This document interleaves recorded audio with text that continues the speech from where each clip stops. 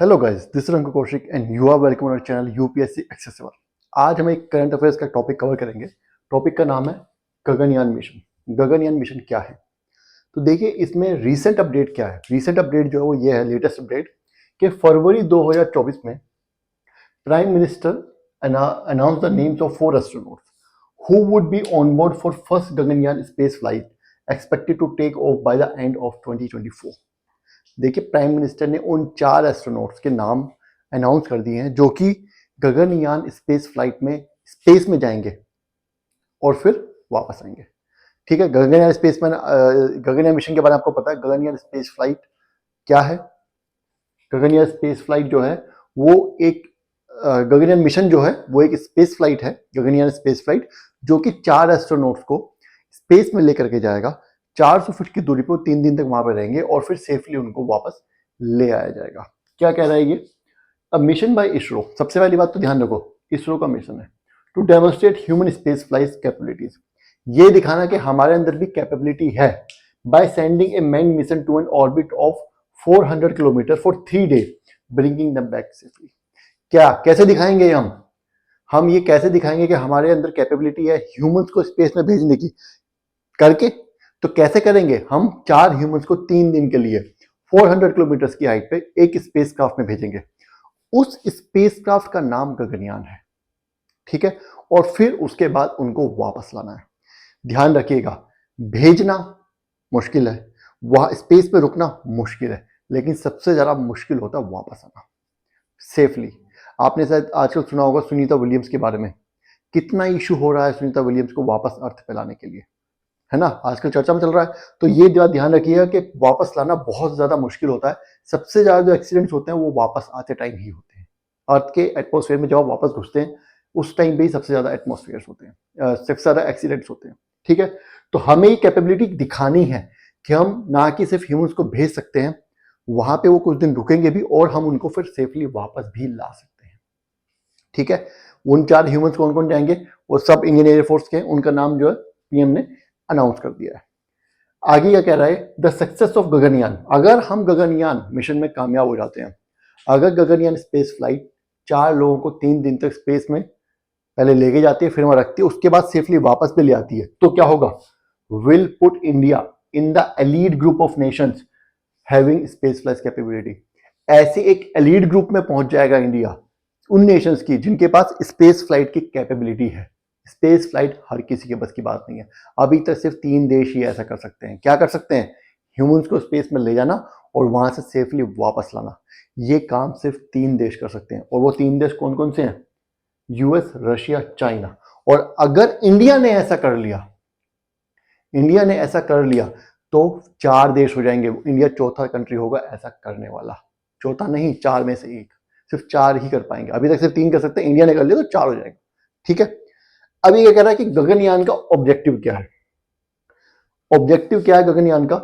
To undertake human space flight. सबसे पहला objective तो यह है कि हमें स्पेस में क्या करना है? स्पेस फ्लाइट करनी है, ह्यूमंस को भेजना है। क्यों? Space exploration. अल्टीमेट एम क्या है? स्पेस को एक्सप्लोर करना। स्पेस को एक्सप्लोर करने के लिए आपको स्पेस में जाना पड़ेगा। अगर आप 400 किलोमीटर दूर तक ह्यूमंस को भेज के वापस नहीं ला सकते तो आप स्पेस में कैसे जाओगे? अगर आपको चांद पे जाना है, आपको मंगल ग्रह पे ह्यूमंस को भेजना है, तो शुरुआत कम से कम 400 एलईओ से करो। यहाँ पे मैंने बताया ना आपको, सेंडिंग 400 किलोमीटर, जिसको कि हम एलईओ भी बोलते हैं। एलईओ का मतलब लोअर अर्थ ऑर्बिट। तो कम से कम लोअर अर्थ ऑर्बिट में तो आप 4 लोगों को भेज के वापस सेफली लाओ, तभी तो आप ये प्रूव कर पाओगे कि आप जा सकते हो आगे। और अगर आप जा सकते हो तो फिर आप आगे स्पेस भी एक्सप्लोर कर सकते हो।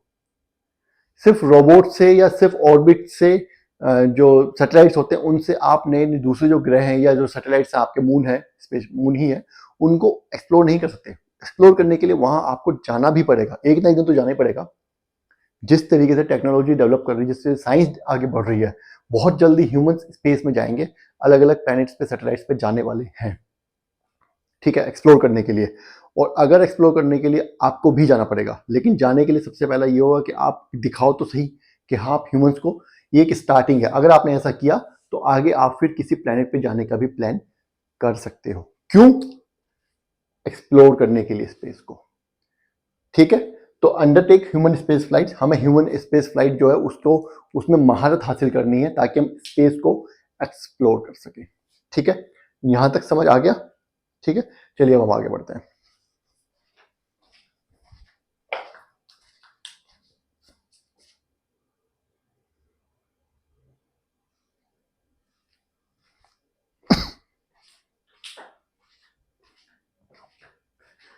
आगे हम देखते हैं कि टेक्नोलॉजी के बारे में। टेक्नोलॉजी कौन सी यूज की गई गगनयान में? The launch vehicle use for this mission is GSLV Mark 3। GSLV Mark 3 है, ये हमने लॉन्च व्हीकल यूज किया है। इसको हम ह्यूमन रेटेड LV व्हीकल भी बोलते हैं, LV3 व्हीकल भी बोल देते हैं। ठीक है, आगे ये कह रहा है it has the required payload capacity for the mission. इसके पास मिशन के लिए रिक्वायर्ड पेलोड कैपेसिटी है, जितनी पेलोड कैपेसिटी चाहिए उतनी है। मैं आपको बताता हूँ यहाँ पे पेलोड कैपेसिटी का रोल क्या होता है। देखो, जो जेट एयरप्लेन्स होते हैं, जेट एरोप्लेन, और जो हमारे रॉकेट होते हैं, उनको जब वो आसमान बाहर जाते हैं, उड़ते हैं, जो हम बेसिकली बोलते हैं फ्लाई करते हैं, तो उनका जो क्या बोलते हैं, जो उनका जो बेसिक प्रिंसिपल होता है वो होता है कंजर्वेशन ऑफ मोमेंट। ठीक है, जेट क्या करता है, वो एनवायरमेंट से हवा खींचता है और उस हवा को पीछे फेंकता है, जिससे कि थ्रस्ट प्रोड्यूस होता है और वो आगे बढ़ता है। ठीक है, रॉकेट भी इसी प्रिंसिपल पे चलता है, लेकिन उसके एनवायरमेंट तक तो ठीक है। अपर एनवायरमेंट में 400 किलोमीटर पे क्या होता है, 400 किलोमीटर पे जाकर के आपके पास एनवायरमेंट नहीं है, उतनी एयर ही नहीं है कि आप थ्रस्ट प्रोड्यूस कर सको। तो रॉकेट को अपना फ्यूल साथ लेके चलना पड़ता है। वो फ्यूल बर्न करेगा, उससे गैस प्रोड्यूस होगी, हीट प्रोड्यूस होगी, एनर्जी प्रोड्यूस होगी, गैस प्रोड्यूस होगी। वो गैस वो पीछे फेंकेगा और उसको थ्रस्ट मिलेगा, जिससे वो आगे बढ़ेगा। समझ गए? तो इसलिए अगर आपको कहीं जाना है तो उतना फ्यूल आपको होना चाहिए। रास्ते में आपको पेट्रोल पंप नहीं मिलने वाला, आपको जाने और आने दोनों का फ्यूल चाहिए। समझ आ गए? तो पेलोड कैपेसिटी बहुत बड़ा इशू होता है रॉकेट्स के लिए। कोई भी अगर स्पेस फ्लाइट होती है उसके लिए सब बहुत बड़ा इशू पेलोड कैपेसिटी होता है। जितनी ज्यादा आप उसकी पेलोड कैपेसिटी बढ़ाओगे उतनी ज्यादा उसका वेट भी बढ़ता है और फिर वो उतना ही ज्यादा फ्यूल बर्न करेगा। समझ रहे हो ना? वो उतना ज्यादा फ्यूल बर्न करेगा, तो फिर क्या हुआ, फायदा ही क्या हुआ इतना सारा पेलोड, इतना पेलोड कैपेसिटी बढ़ाने का? तो बहुत सारे इश्यूज होते हैं, उन सबको रिजोल्व किया जाता है। बहुत ही कॉम्प्लेक्स होता है, ऐसा नहीं होता कि हाँ बस चलो ठीक है आग लगा दिया रॉकेट उड़ गया, ऐसा नहीं होता। ठीक है, अब स्पेस क्राफ्ट में एक ऑर्बिटल मॉड्यूल होता है, जिसमें कि एक क्रू मॉड्यूल होता है और एक सर्विस मॉड्यूल होता है। क्रू मॉड्यूल में एक हैबिटेबल क्या बोलते हैं, एक स्पेस होता है जहाँ पे कि क्रू रहता है, और उसकी जो बेसिक जो रिक्वायरमेंट्स है, जैसे कि कॉन्टैक्ट करना, कम्युनिकेशन, टेलीकम्युनिकेशन, ये सब चीजें जो है वहाँ पे रिक्वायर्ड जो चीजें उनकी मौजूद रहती हैं। सर्विस मॉड्यूल जो वो क्रू मॉड्यूल को सपोर्ट करने के लिए है, कि इसको जो और कोई अगर अलग से रिक्वायरमेंट होती है तो सर्विस मॉड्यूल वहाँ पे होता है। ठीक है, यहाँ तक समझ आ गया?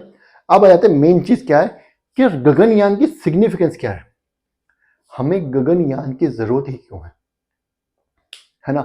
तो देखो यहाँ पे मैं आपको एक बात बताता हूँ, जो जितनी डेवलप्ड कंट्रीज हैं, ठीक है, वो स्पेस में हमारे सामने, हमारे से बहुत आगे हैं, हम लोग बहुत पीछे हैं। ठीक है, तो ऑब्वियस सी बात है, और इनफैक्ट अर्थ पे भी हम उनसे पीछे हैं। ठीक है, लेकिन स्पेस एक्सप्लोरेशन में हमारे पास अभी अपॉर्चुनिटी है, हम उनके साथ साथ चल सकते हैं। हालांकि पीछे हैं हम, लेकिन अगर हम स्पेस एक्सप्लोरेशन में अभी स्टेप्स नहीं लेंगे तो हम और ज़रा पीछे होते जाएंगे। उससे अच्छा ये होगा कि हम स्टेप्स लें, स्पेस में एक्सप्लोर करना स्टार्ट करें जितना ज़्यादा से ज़्यादा हो सकता है, ताकि ऐसा ना हो कि यहाँ पे तो हम पिछड़े हुए हैं ही डेवलप कंट्रीज से, वहां पे भी हम पिछड़े हुए हो जाए। पता चला कि जो डेवलप कंट्रीज हैं वो सब मून पे पहुंच गई हैं, इंडिया अभी स्पेस गगनयान डेवलप करने की सोच रहा है, आज से 50 साल बाद नहीं, आज डेवलप करो। अगर वो पहुंचेंगे मून पे तो हम भी पहुंचेंगे उनके, 2 साल बाद पहुंचेंगे, 5 साल बाद पहुंचेंगे, लेकिन ऐसा होगा नहीं, हम उनके साथ ही पहुंचेंगे। क्यों? अभी मैं उस पर आने वाला हूं। क्या है सबसे पहली सिग्निफिकेंस, ये क्या रहा है, to achieve future technology capability. Obvious सी बात है, हमने गगनयान डेवलप कर लिया, तो अब हम मून पे लैंडिंग की भी सोच सकते हैं, ह्यूमन लैंडिंग की, है ना? अब हम मार्स पे जाने की भी सोच सकते हैं, मार्स पे जाने का मतलब ह्यूमंस को भेजने का। तो फ्यूचर टेक्नोलॉजी कैपेबिलिटी आ रही है हमारे पास, आ रही कि नहीं आ रही है? ठीक है, दूसरा क्या कह रहा है, unique opportunity to expire youth. Youth expire हो रहा है, यूथ को इंस्पिरेशन मिल रही है। गगनयान जाएगा तो जिन लोगों का थोड़ा बहुत भी इंटरेस्ट है, उन लोगों का इंटरेस्ट बढ़ जाएगा और उनको इंस्पिरेशन बनेगी कि हम भी बड़े होकर के कुछ नया करेंगे। ऐसा होता है, ठीक है। तीसरा कह रहा है, ये बहुत इंपॉर्टेंट है, पोटेंट फॉरेन पॉलिसी टूल्स। ये एक पोटेंशियल है फॉरेन पॉलिसी टूल है। जी हाँ, स्पेस का जो एक्सप्लोरेशन है वो एक फॉरेन पोटेंशियल टूल है। कैसे? मैंने आपको क्या बताया, अभी सिर्फ 3 कंट्रीज हैं, यूएस, रशिया और चाइना, ठीक है। अगर यूएस को एक मिशन करना है कोई मून पे जाने के लिए, मून पे जाने के लिए मिशन करना है, उसमें उसको किसी की हेल्प चाहिए, मान लेते हैं, तो उसके पास सिर्फ 2 ही ऑप्शन है, या तो वो रशिया के पास जाएगा या वो चाइना के पास जाएगा, क्योंकि और कोई तो ह्यूमंस में स्पेस फ्लाइट भेज ही नहीं सकता, स्पेस में ह्यूमंस को भेज ही नहीं सकता, है ना। लेकिन अगर इंडिया भी ऐसा कर सकता है तो अब यूएस के पास एक और ऑप्शन हो गया क्या नहीं हो गया? तो जॉइंट मिशंस कर सकते हैं अब इंडिया के साथ भी, होगा। जब जॉइंट मिशन होगा तो इंडिया बोलेगा कि भाई साहब, यूएस भाई साहब, मैं आपके साथ ये काम कर रहा हूं, लेकिन आप मेरा दूसरा एक छोटा सा काम है वो करवा दीजिए। तो इंटरनेशनल पार्टनरशिप्स जो होंगी स्ट्रेंथन होंगी कि नहीं होंगी? नई पार्टनरशिप बनेंगी कि नहीं बनेंगी? होगा कि नहीं होगा? हम लोग उनके और ज्यादा क्लोज आएंगे कि नहीं आएंगे? फिर उसके बाद वो जो टेक्नोलॉजी यूज कर रहा है उससे हमें एक्सपोजर होगा, हम उस टेक्नोलॉजी को देख सकते हैं, वो हमें वो टेक्नोलॉजी दे भी सकता है ना।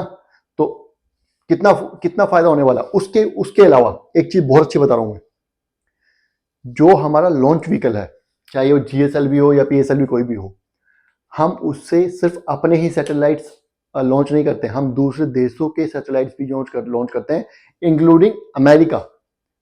अमेरिका भी अपने छोटे मोटे सैटेलाइट्स जो हैं वो हमें दे देता है लॉन्च करने के लिए। कई बार क्या होता है कि उसके पास इतने सैटेलाइट्स नहीं है, मतलब इतने वो मतलब पूरा पैक बना करके लॉन्च कर सके, उसको लगता है कि बहुत ज़्यादा खर्चा हो जाएगा, तो इससे अच्छा इंडिया को बोल देता हूँ कि भाई आप जा रहे हो तो 2 सैटेलाइट मेरे भी लेते जाना।